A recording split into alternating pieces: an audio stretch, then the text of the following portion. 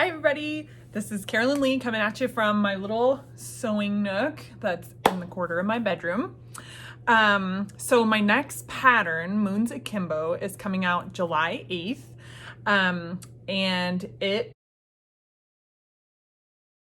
every single one of those blocks is the same quarter circle curve. So I wanted to do a quick tutorial today on how to sew those curves without pins.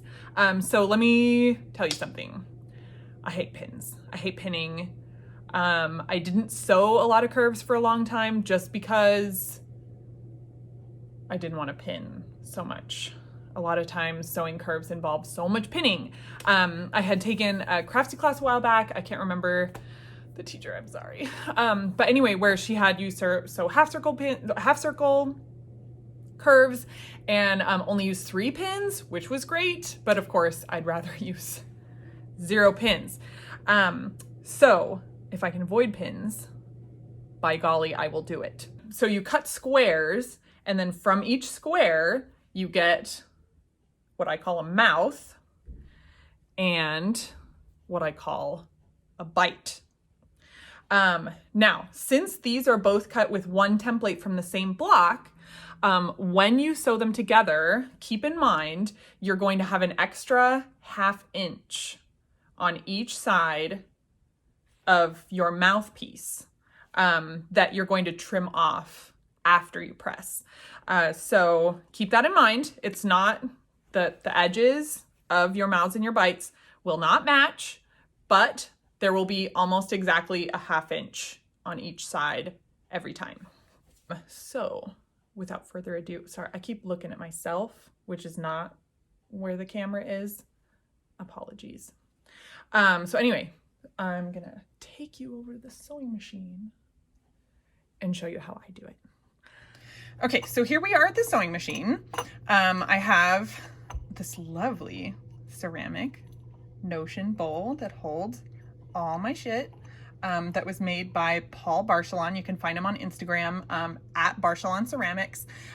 He is just a fabulous artist and ceramicist. So anyway, here we are. We have our mouths and our bites, and we're gonna put them together. Okay, so the first thing you want to make sure, of course, is that you're sewing right sides together. Now, if you're pretty familiar with measurements, you can kind of eyeball it just because I give a little bit more ease for trimming. We really don't have to be right on that ½ inch mark. But, you know, if it makes you feel better to do it, or if you just want to make sure you're kind of around the right distance, you can get out, you know, your ruler and make sure you're like right about a ½ inch underneath here. Okay, so the first thing we want to do is get this under our sewing machine. Make sure that the tops of your fabric lines are parallel. So you can see like this is the curve that's gonna come together. So we're gonna get this under the machine. I always sew starting with my needle down. A lot of sewers will tell you to do that. Sometimes it feels like it doesn't really matter whether or not you do that. But I have a pretty good concrete reason, because I like to use the automatic thread cutter on my machine. And because I do that, the length of that bobbin thread that it leaves is pretty short. So if you start sewing with your needle up, a lot of times it'll miss that bobbin thread, and then you're not sewing, you're just stabbing your fabric lots of times with your needle. So, okay, the first thing we're gonna do is get this under here and sew that little seam allowance bit in the bite.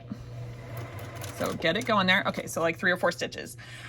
Okay, now the next thing we're gonna do is we're going to pick up both of our pieces of fabric here, and we're going to slowly bring them together under the machine as the fabric gets pulled through by the feed dogs. So the best way to set yourself up for success when you're doing this is to make sure that the fabrics that you're sewing together, that you choose to make these blocks, are of a very similar weight and thread count.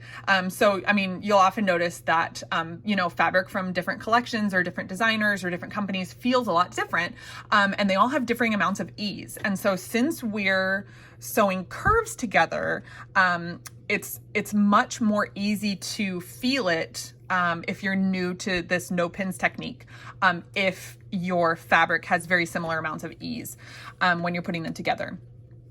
Otherwise, I mean, you can do it with different fabric, but you'll have to kind of pull on one a little bit more as opposed to the other when they're going through. And that's really something that's, very trial and error. So you're definitely going to want to practice, doing that before you start sewing up your final blocks.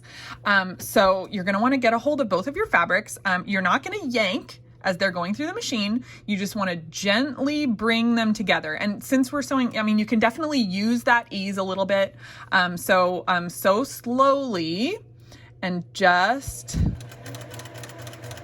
bring those fabrics together as they go under your machine. Now you'll notice that at this point right here, when it's going under the foot, they're not quite together. You don't want to necessarily have to match them as they go under here, because they're going to keep coming together as it moves through your machine. And this point is the point where your needle is. So that's where you're going to want to have them be matching.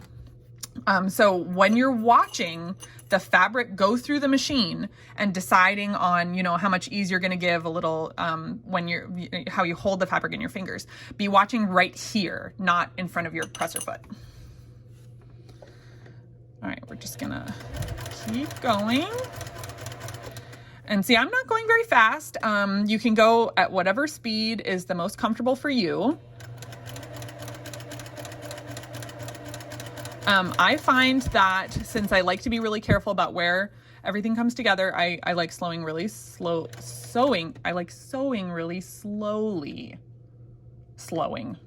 I enjoy slowing when doing this technique.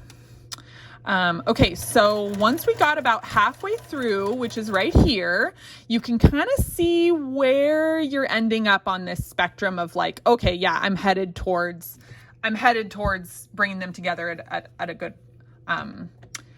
ending point, which is what you want. So, we're just going to keep going through the machine. Once you get to this point at the end, you've got both of your pieces here. You're slowly easing them through.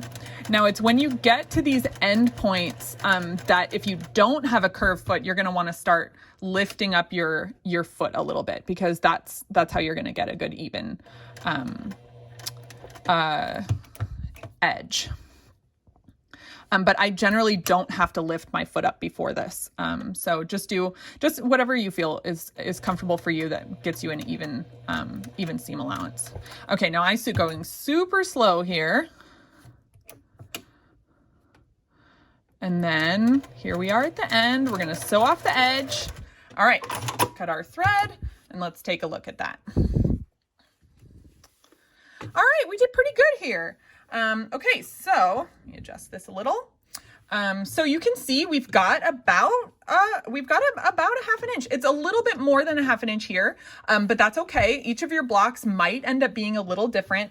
But one of the really nice things about sewing this way is that because you're not easing the fabric together with pins before you sew, you have no chance of getting any of that, unsightly puckering that can happen when you're sewing, over pins or just behind the pins you're taking out.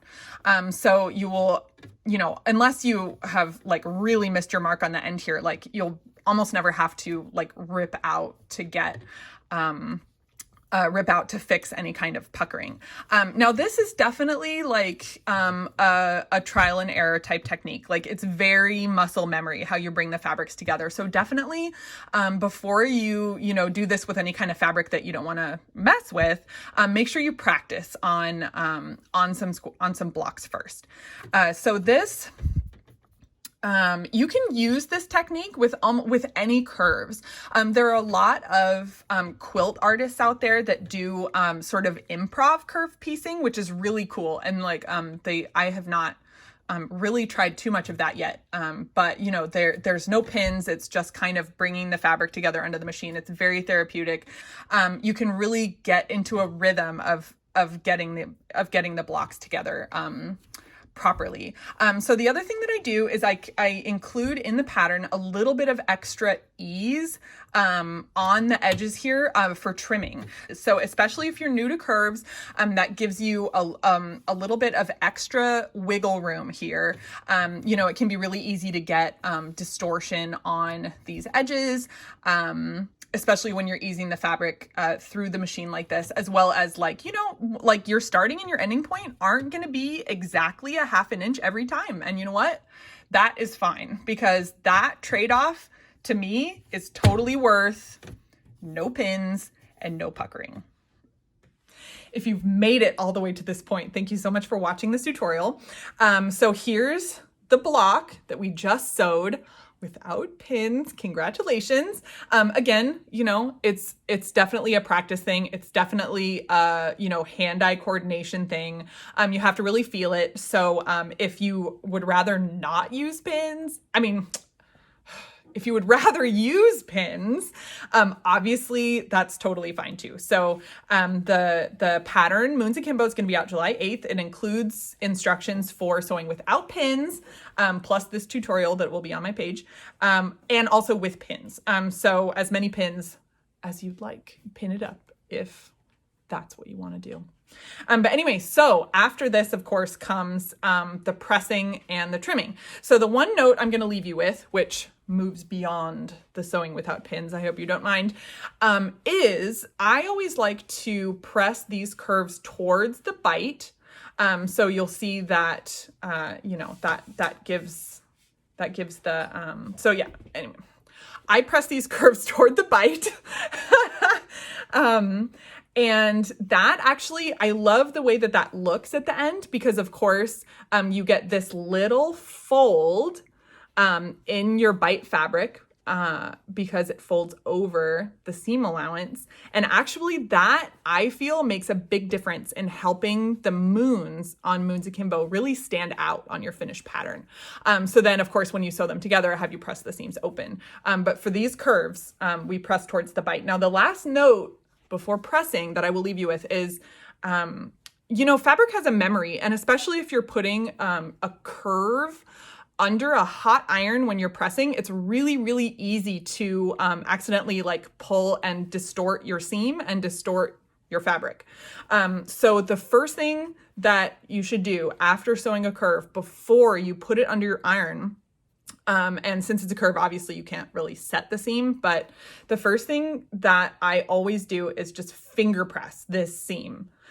Because what that's going to allow you to do is basically give the fabric direction for what it's going to do before you apply any heat. And the great thing about that is that then what that allows you to do is the fabric remembers that. So when you put your iron on it, you don't wiggle your iron around, don't move it around like you're getting, you know, wrinkles out. You just set it straight down on the fabric, and it's more than likely going to stay exactly where you finger pressed it before you put the iron on it. And what that's going to do is you're not going to have to wiggle. You're not going to have to pull the fabric at all to get a crisp seam. It's going to get you a crisp curved seam with minimal fabric distortion. And that eventually is going to save you from having to trim a bunch of stuff off your fabric and, heaven forbid, end up with smaller blocks than you intended, which honestly isn't the end of the world. Don't freak out. It's cool. So anyway, just that note about finger pressing. And then of course you're going to press these blocks, and then look at you. You've done it. Curves without pins. Congratulations. Thank you so much for watching. I hope you're having a wonderful day. And I will see you next time, whenever that is.